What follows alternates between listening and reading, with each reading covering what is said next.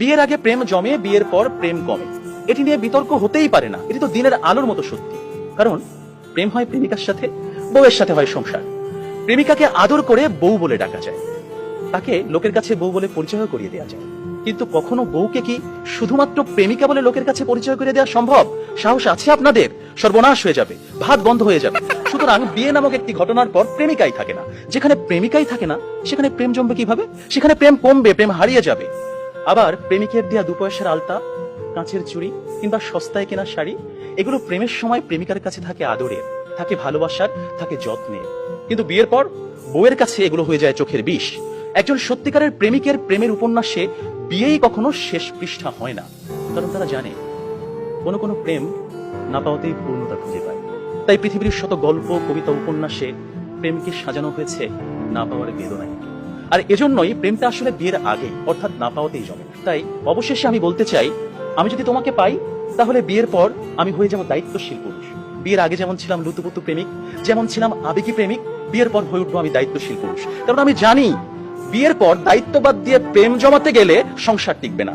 আমি পুরুষ, আমি রাখবো তোমায় বাহুডোরে, কখনো ভালোবাসার আদরে, আবেগী প্রেমিক হয়ে, কখনো বা স্বামীর দায়িত্বে। যেভাবে কবি বলেছেন, সাজিয়ে গুছিয়ে তবুও ঠিক কাব্য করে বলা গেল না। এজন্ম তো কেটেই গেল অসম্ভবের অসঙ্গতে। পরের জন্মে বয়স যখন 16ই সঠিক, আমরা তখন প্রেমে পড়ব। একজন প্রেমিকের থাকে দেখা না পাওয়ার কষ্ট, থাকে হৃদয়ের উত্তাল আবেগ। তাই বৃষ্টি কিংবা জ্যোৎস্নার রাতে যখন প্রেমিকার মন ভালো নেই, কিংবা যখন কিচ্ছু ভাল লাগে না, তখন প্রেমিকের থাকে নানা আয়োজন। মেসেঞ্জার কিংবা হোয়াটসঅ্যাপের ভিডিও কল থাকে উত্তাল। আমার জান, আমার জানটুস, আমার ময়না, আমার টিয়া, আমার হেটুস, তাকে কত রকমের সম্বোধন। রাত গভীর হয়, ওরা জেগে থাকে। শহর ঘুমিয়ে যায়, ওরা ঘুমায় না। ওদের কণ্ঠে থাকে গান, বুকে থাকে ছন্দ। কমলাবরণ মুক্তি তোমার, চাঁদের মতন হাসি, সত্যি করে বলছি আমি তোমায় ভালোবাসি। পান্তা ভাতে কাঁচামরিচ, গরম ভাতে ঘি, তোমার সাথে প্রেম করিতে আমার লজ্জা কি?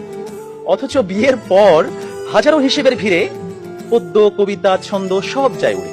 আপনারাই বলুন, এইভাবে কি কখনো প্রেম জমে? বিয়ে নামক একটা ঠুনকো শব্দ কখনোই কিন্তু প্রেমের বিশালতায় বাধা হতে পারে না।